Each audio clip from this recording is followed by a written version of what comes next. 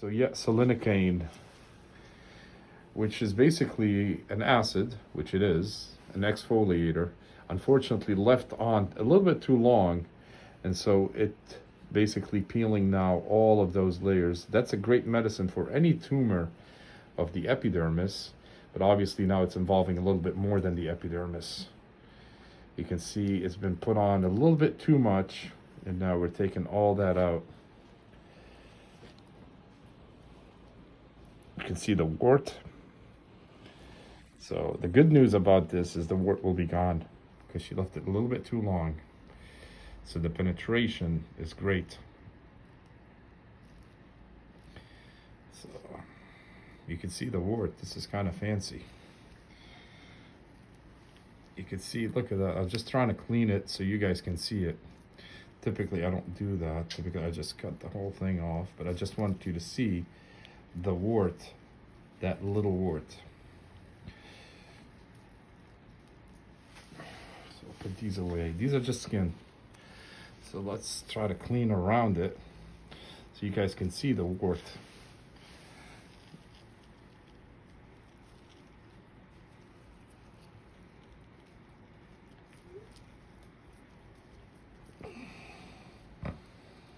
It's like a little alien. He'll be coming out, but she did very well. You know, no infection, no pus. It's just got so sensitive of the application.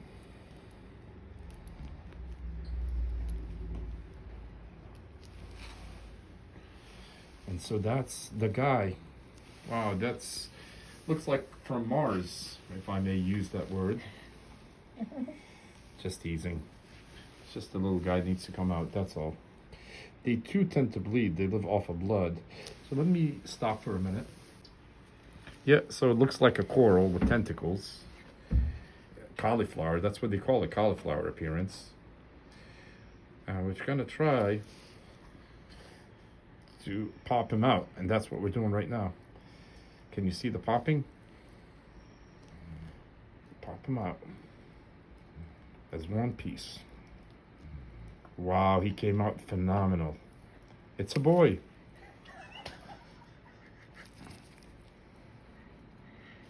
We don't know yet. We take that back. A little entertainment. Whoop, that's it. So we'll send him to pathology to confirm that he is what he is.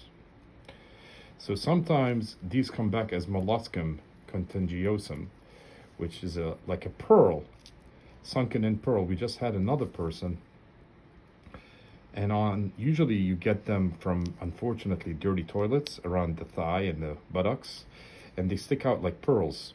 In the foot, they sunken in, and they look like you stepped on a pearl. After you shave them. When you don't shave them, they look protruded, and then when you shave them, you see like a big hole. Okay, so that's big. The beauty about it, it popped out without blood, so that's what we want. It's very indicative of total excision without blood, and it's healthy tissue. So meaning the warts live off of blood. They cling very well. So now looking at it again, it looks like a little bit of right here, but that's nothing major at all. So the body will continue to heal and expel.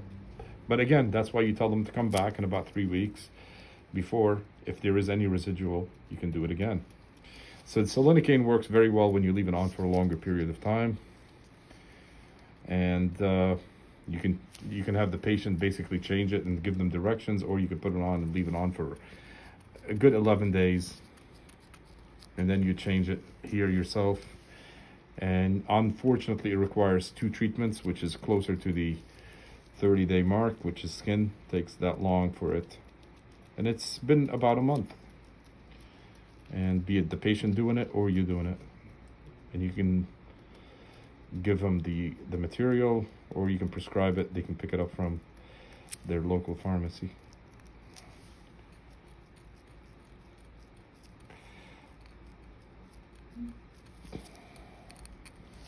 So that's basically it. So that is a plantar wart that was removed without excising it. So if you excise it and you laser it, you can vaporize it, that's what laser does. You create scar ball, and the recurrence is very, very high, over 50%. So we don't like to do that anymore. We like to use either a Beetlejuice method called the Canthicor blistering agent or selenocaine. There's injection treatment, interferon versus Candin. There's many ways to address the wart, and it's just basically identifying it through irritation, and the body will expel it. And this is what we did with selenocaine, the least invasive, without numbing. She obviously is not moving. There's no pain. That's the